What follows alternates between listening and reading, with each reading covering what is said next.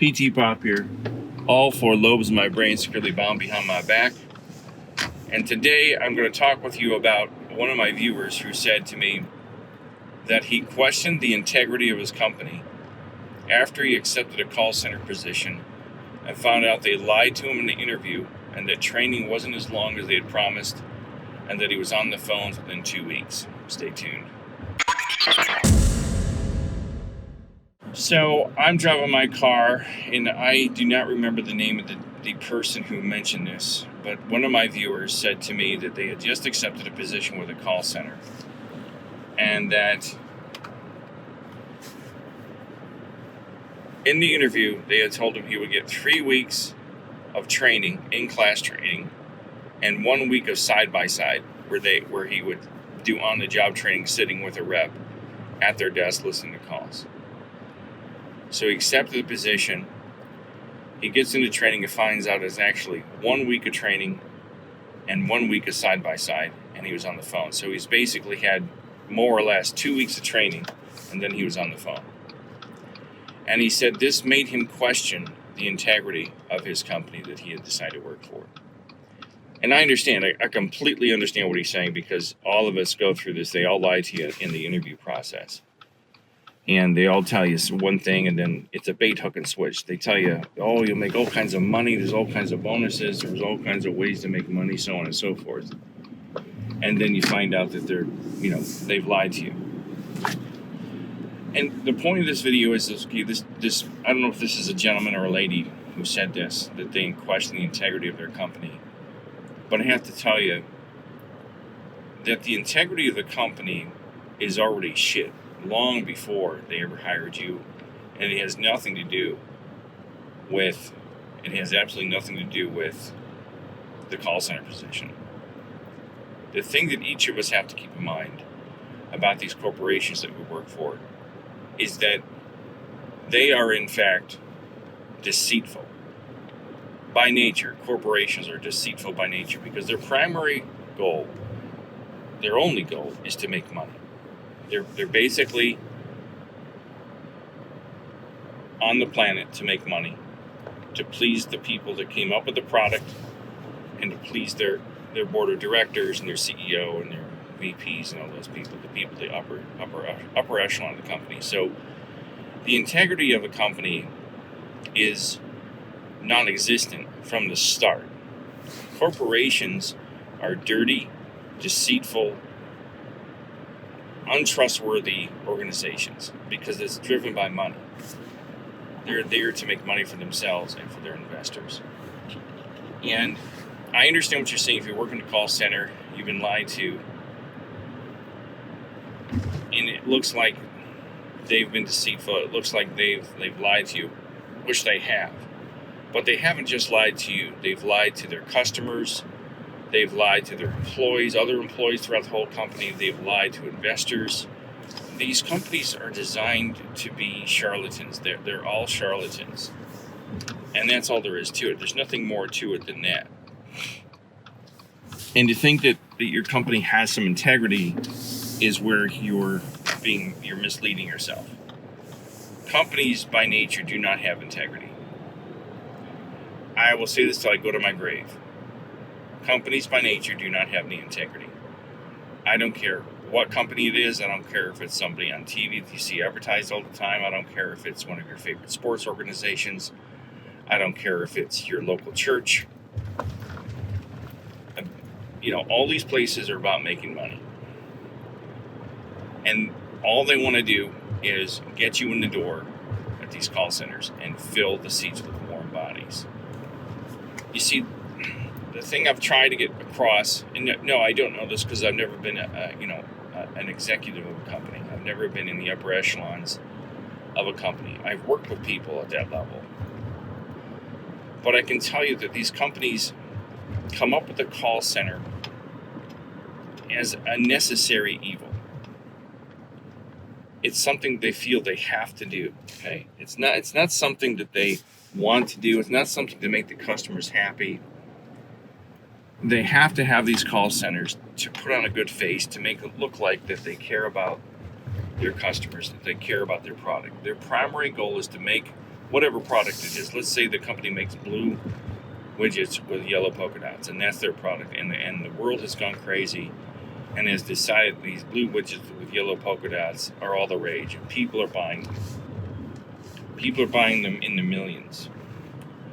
So now all of a sudden this corporation has, let's say they have 1 million customers, and they originally only had 100. All of a sudden they exploded. They've got factories everywhere.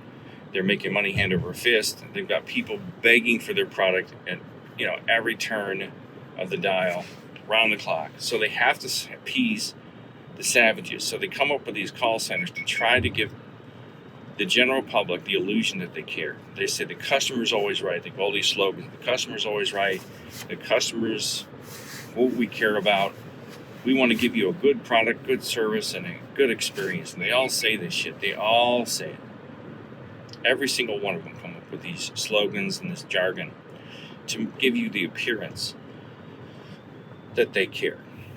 And I'm serious, that it's predominantly men at the top of these companies. It's not women. It's predominantly men, and they're all sitting on their yacht somewhere, schmoozing with pedophiles and schmoozing with hookers and whores, and they're just sitting there getting their wet willy sucked, and it's all a lie.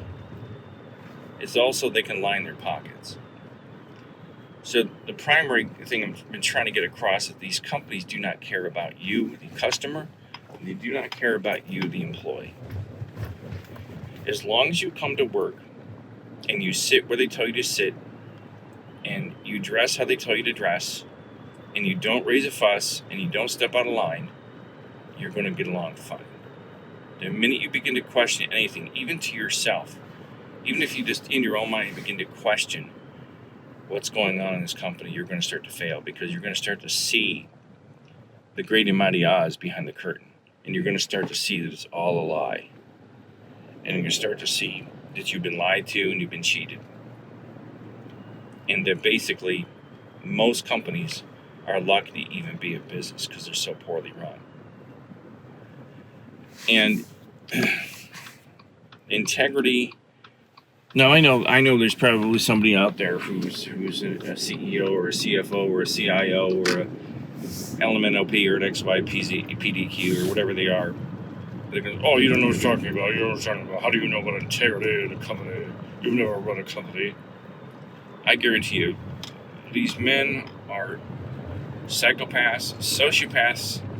They are the darkest form of evil. And they're out for one thing, they're out for themselves. And the only reason they act like they care is because they have a whole phalanx of attorneys and actuaries and accountants standing around them, or within arm's reach, or at the press of a button they can call them. They're going to help them the minute there's lawsuits against the company to help fight those lawsuits.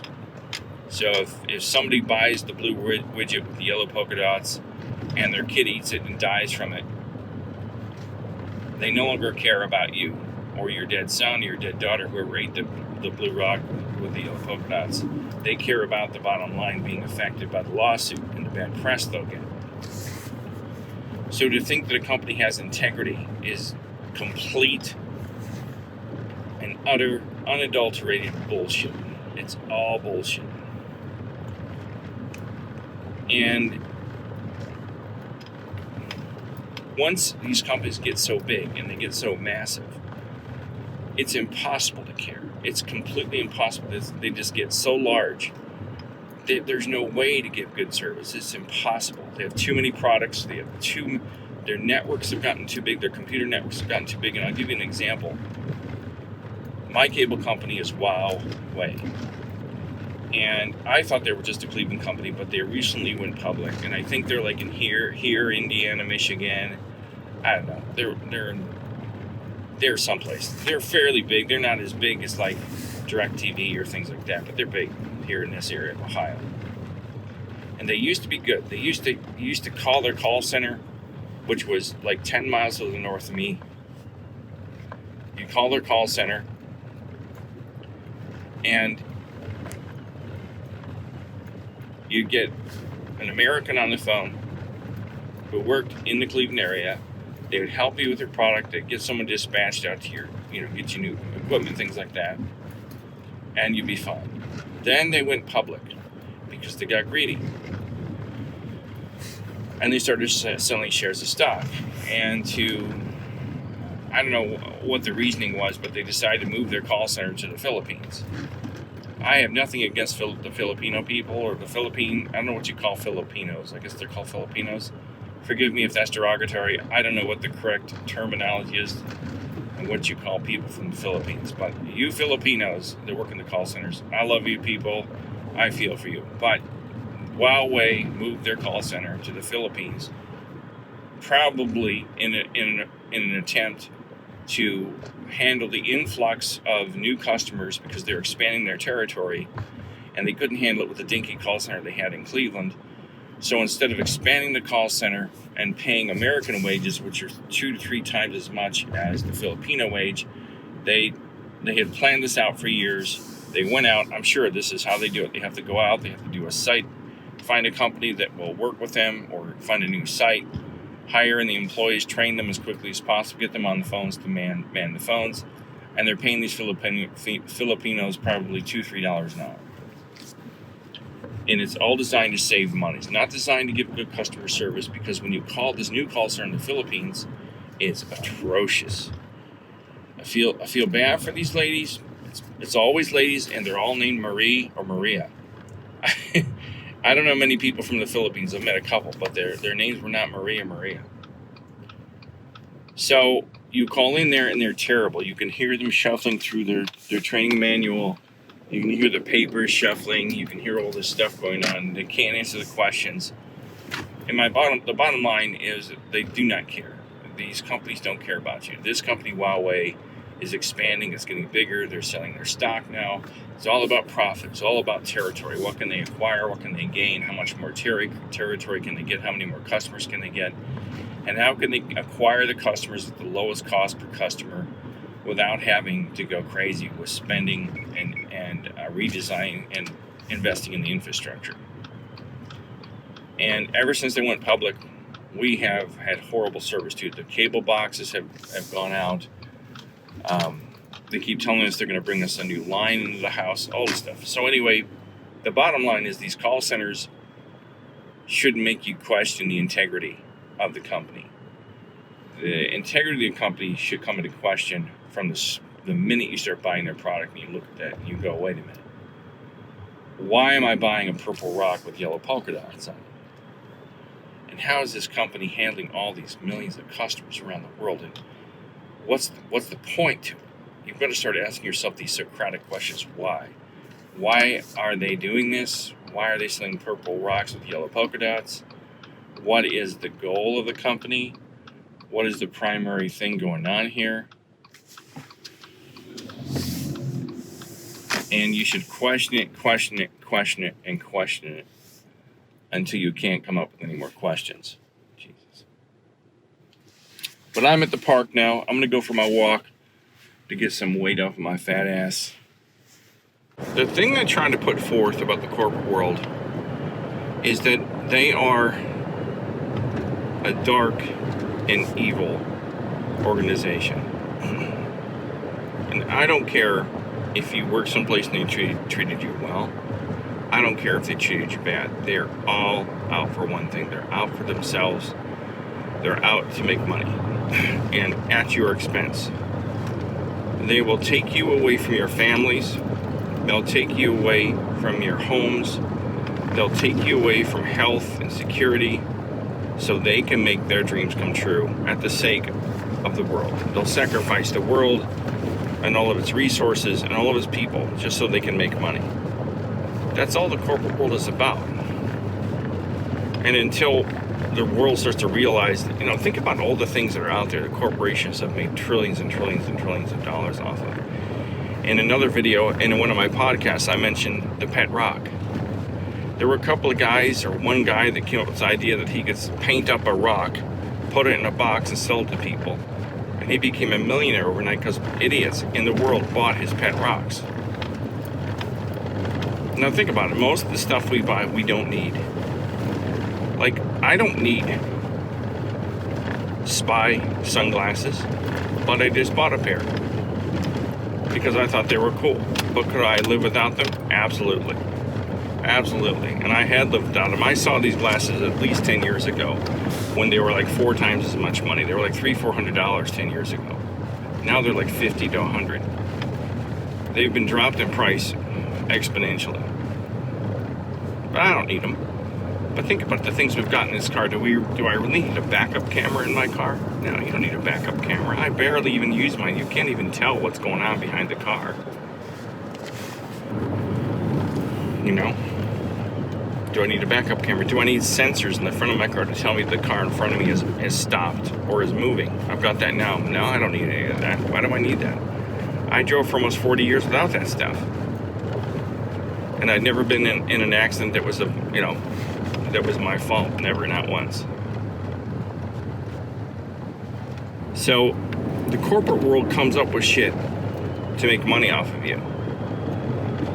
And they use it to use you. And then when they hire you because you seem like a good fit for the job. But they also are looking at to see how compliant you are. And your compliance is documented by the references you use. So if you've got good references from another company of corporate drones, you've got a couple of drones that worked at the company you worked at before that said, yes, PTPOP's a good man. He sat at his desk all day and he did good things, and he thought about the company and put the company first. It's all about getting in line. It's all about being submissive to the overall corporate rule or the corporate rules or the corporate ideas. That's all you gotta know. There's no integrity in a company. I mean, think of how many insurance companies does the world need? How many do we need? I mean, there's Progressive and State Farm and Allstate, and they've all got cutesy-poo little commercials. And they all have funny they've got lizards and painted up old whore bags with lots of lipstick on. Everybody just to make you laugh so you'll buy their car insurance. But how many car insurance companies do we really need, and how different are they? In my neighborhood, there's like 15 pizza parlors. I mean, how many pizza parlors does one neighborhood need? How many? How many Pizza Huts and Domino's and Master Pizzas and Bob's Pizzas and Tony's Pizzas and Athens Pizzas does everybody need? Pizza is pizza. I've had pizza. I've had Chicago pizza. I've had New York style pizza.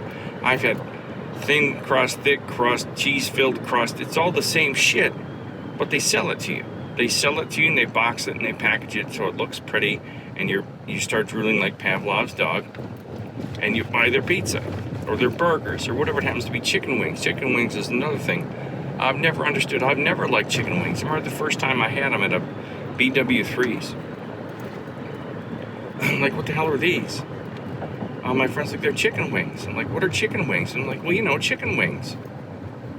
I'm like, but how do you eat them? I couldn't figure out how to eat them. You had to pick them up and like little bites. All right, so I started eating them with a knife and a fork because it got my shit all over my face and all over my hands.